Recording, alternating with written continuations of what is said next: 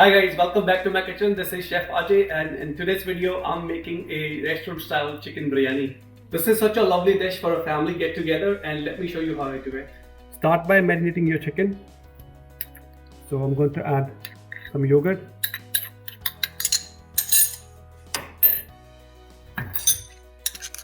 ginger garlic paste,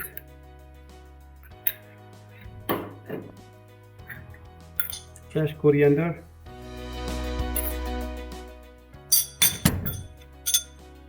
fresh mint,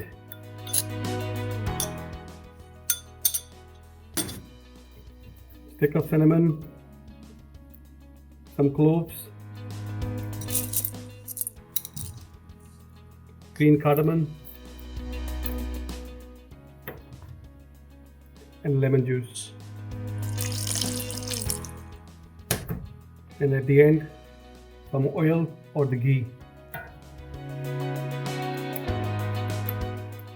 Now add some chili powder, turmeric powder,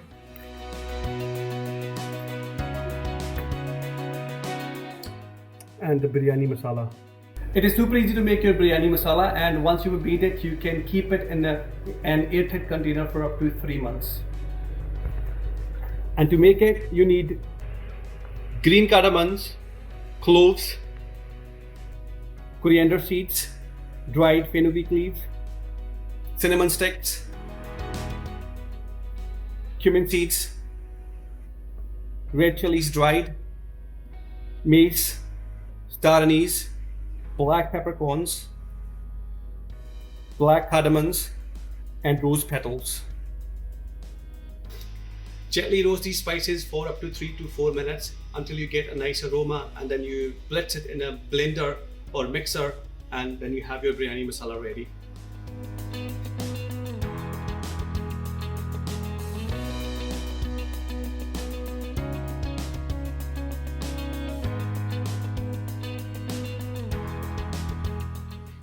And at the end, salt.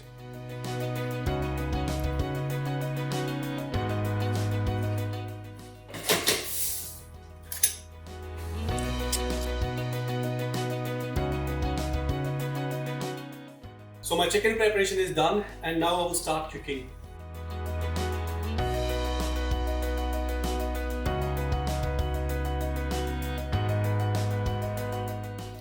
Use all the marinade.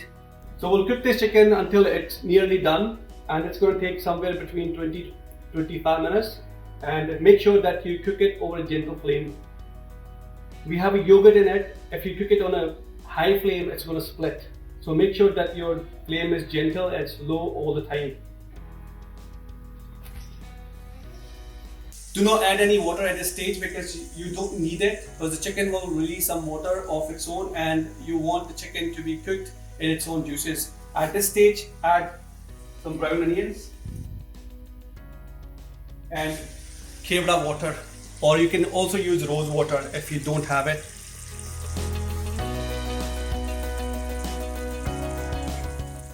Give it a stir.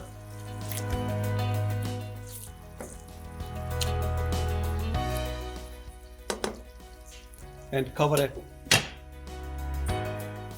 To make your own fried onions, thinly slice 2 red onions and then deep fry them over a low flame or a medium flame for 3 to 4 minutes, or until they start to get brown.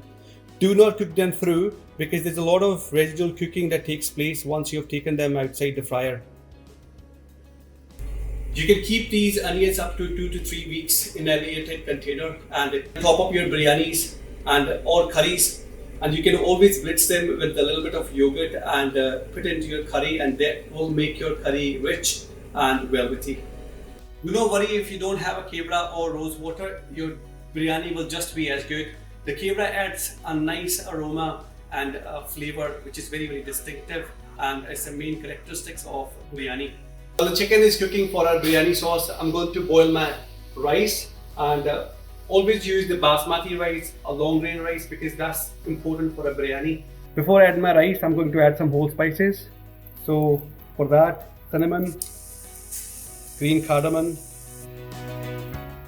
cloves, bay leaf, and green chillies.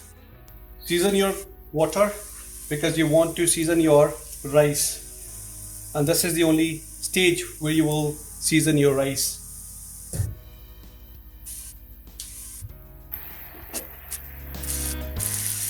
The chicken is cooking beautifully, and you just want to make sure that you don't overcook it. So keep checking on your chicken. Cover it and let it cook for another 10 to 15 minutes. Once the water comes to a boil, I'm going to add my soaked rice. I have washed my rice 3 times to get the starch out of them, and then I had soaked them for about 15 to 20 minutes.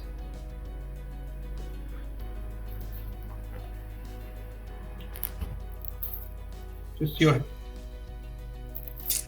don't cook your rice through. We'll cook these rice until they are 60 to 70% done, and then we'll drain them, and then we'll put them into our biryani sauce.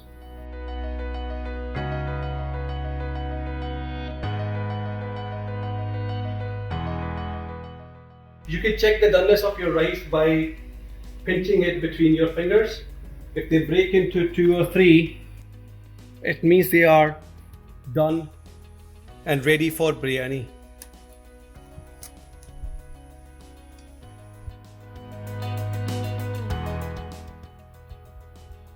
So my rice is ready. I'm going to drain it over a colander.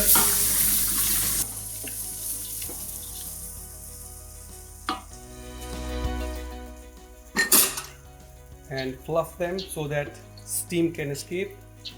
So my chicken curry is ready, and I can top up my rice and finish the biryani, but just to add an extra edge, I'm going to smoke my chicken curry, and for that I have a live charcoal, and I'm going to place it just within chicken curry and add a few cloves and green cardamon and some ghee on the top. And just cover it and smoke it for 5 to 6 minutes, and your curry will be totally transformed, and then you can layer it with the rice and finish off your biryani. So it's been smoking for about 5 minutes, and I'm going to take the charcoal out.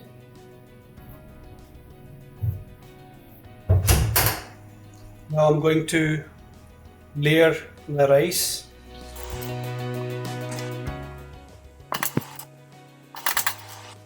To make a beautiful fluffy biryani, do not press the rice, just spread them over with a spatula or a spoon, and then top up with fresh mint, coriander, some fried onion, saffron milk,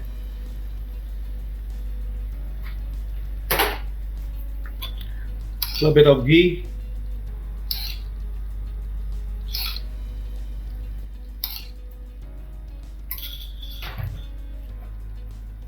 and sprinkle biryani masala.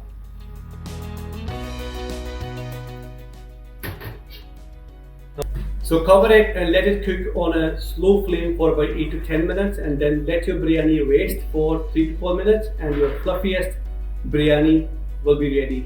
So biryani has been cooking for 10 minutes and it has rested for about 3 to 4 minutes, and let's take a look. Just go at the bottom and make sure that there's no water and fluff it, and you can see it's looking beautiful,